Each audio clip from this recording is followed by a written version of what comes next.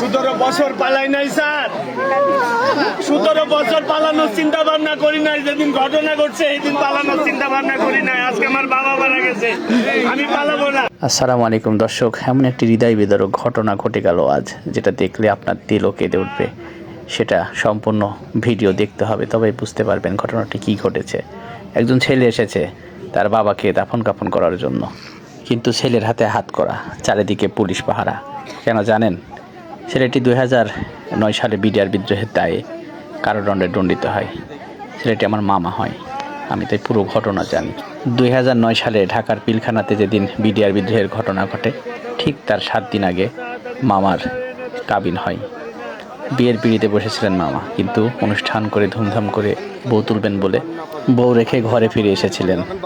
বাসর রাতও করেননি, বউকে স্পর্শও সেদিন করেননি, শুধুমাত্র ধুমধাম করে বউ তুলবেন বলে। আর তারপরেই ঘটে গেল পিলখানার মর্মান্তিক ঘটনা।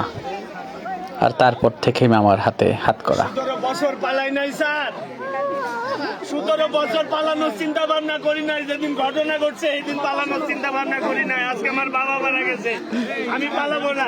সবচেয়ে আশ্চর্যের বিষয় কি জানেন? সেই মামি আজও রয়ে গেছে। সুযোগ থাকা সত্ত্বেও মামি মামাকে তালাক দিয়ে অন্য জায়গায় বিয়ে করেন।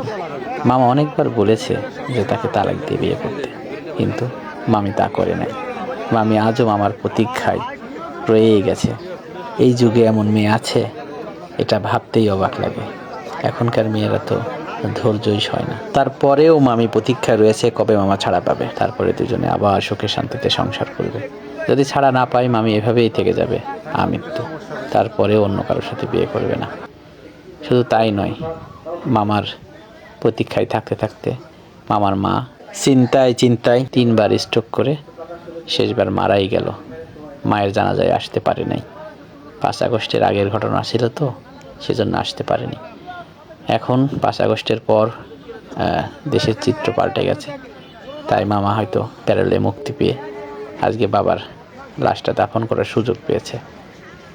তাছাড়া এটাও হয়তো পেত না, মাকে দেখতে পায়নি। আজকে বাবাও দুনিয়া ছেড়ে চলে গেল, আর কেউ রইল না। আর এই যে দেখছেন, চলে গেল। এখন আবার কবে মুক্তি পাবে কি পাবে না জানি না। কি এমন একটি ঘটনা, তাই না? বড়ই আশ্চর্য। সবচেয়ে আশ্চর্যের বিষয় হলো তার স্ত্রী তাকে ছেড়ে যায়নি, এখনও প্রতীক্ষায় রয়েছে। দোয়া করবেন আল্লাহ যেন তাদের আবার পুনরায় মিলিত করে দেয়। তারা যে স্বপ্নটা দেখেছে সেটা যেন বাস্তবায়ন হয়। জানি না হবে কিনা। ধন্যবাদ। আসসালামু আলাইকুম।